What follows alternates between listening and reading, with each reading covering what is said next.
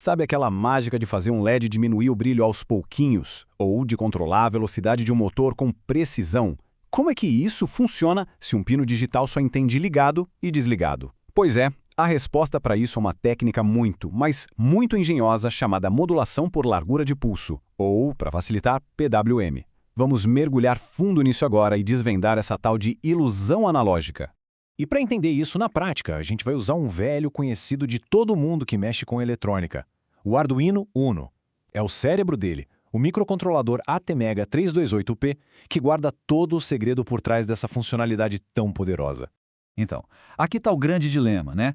Pensa bem, os pinos digitais são binários. Ou é tudo ou é nada, ligado ou desligado.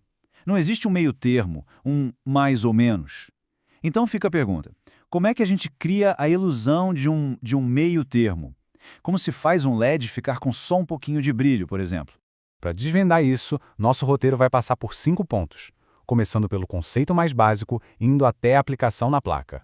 Ok, vamos começar com o tal dilema digital. A gente precisa entender por que uma solução como o PWM é necessária nesse mundo que, em teoria, só funciona em preto e branco, ligado ou desligado. É como um interruptor de luz normal. Ele é perfeito para acender ou apagar a luz. Mas e se a gente quiser ajustar a intensidade, deixar a luz mais fraquinha? Aí um simples liga e desliga não resolve. Falta justamente essa nuance, esse controle mais fino. E é exatamente aqui que a mágica acontece. Vamos ver como o PWM consegue criar uma ilusão analógica, basicamente enganando nossos olhos e os componentes eletrônicos para que eles percebam um controle que, na verdade, não existe de verdade. Então, o grande segredo do PWM é que ele não cria um sinal analógico de fato. O que ele faz é ligar e desligar o pino digital numa velocidade absurda, e essa rapidez toda que cria a percepção de um nível de tensão intermediário. É uma ilusão, mas uma ilusão brilhante, baseada em pura velocidade. Tá, mas como a gente controla o nível dessa ilusão? A resposta está no conceito de ciclo de trabalho, ou, como se fala muito por aí, duty cycle. É basicamente a receita que diz por quanto tempo, em porcentagem, o pulso fica ligado dentro de um ciclo completo. É bem intuitivo, olha só. Um ciclo de trabalho baixo, tipo 25%, significa que o pulso fica ligado só um pouquinho. O resultado? Menos potência média e um LED mais fraquinho. Agora, se a gente aumenta esse tempo para 75%, o brilho percebido aumenta junto. É um controle super preciso sobre a potência média que a gente entrega. Agora, a parte realmente fascinante é como o chip consegue fazer essa troca de liga e desliga tão rápido e com tanta precisão. Tentar fazer essa comutação em altíssima velocidade usando o código principal, o nosso loop, seria um desastre. O processador ficaria ocupado só com isso e não faria mais nada. É por isso que essa tarefa é delegada para um hardware especializado dentro do próprio chip, que trabalha por conta própria. Pensa nesses timer/contadores como pequenos cronômetros super precisos dentro do chip. Eles são os verdadeiros motores do PWM. A gente só precisa dizer para eles, olha, quero um ciclo de trabalho de 50%. E pronto. Eles cuidam de gerar os pulsos no tempo exato, deixando o processador principal livre para cuidar do resto do programa. E a coisa fica ainda mais interessante, porque PWM não é tudo igual.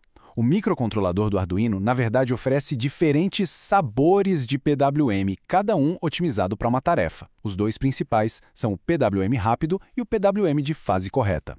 A diferença fundamental entre eles está no jeito que o timer interno conta. No modo rápido, ele só conta para cima, chega no topo e zera. É uma rampa única. Já no modo de fase correta, ele conta para cima e depois conta para baixo, formando uma espécie de onda triangular, uma rampa dupla. Essa pequena mudança no jeito de contar tem um impacto enorme. Essa tabela resume bem a história.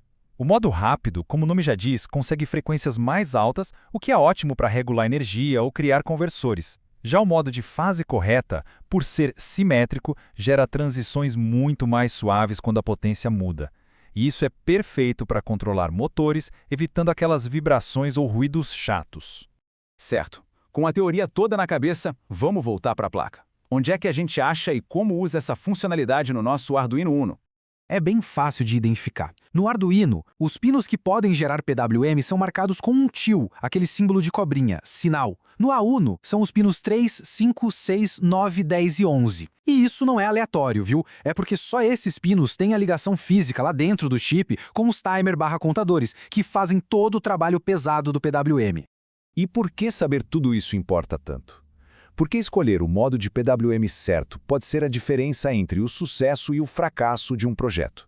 Para um braço robótico que precisa de movimentos super suaves, o PWM de fase correta, a escolha é óbvia. Agora, se for só para diminuir o brilho de um LED, o modo rápido dá e sobra, e ainda é mais eficiente.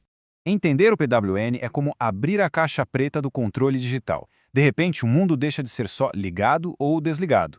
Abre-se um leque de possibilidades. Então, a pergunta que fica é: agora que o segredo por trás da ilusão analógica foi revelado, que tipo de comportamentos intermediários podem ser criados no próximo projeto?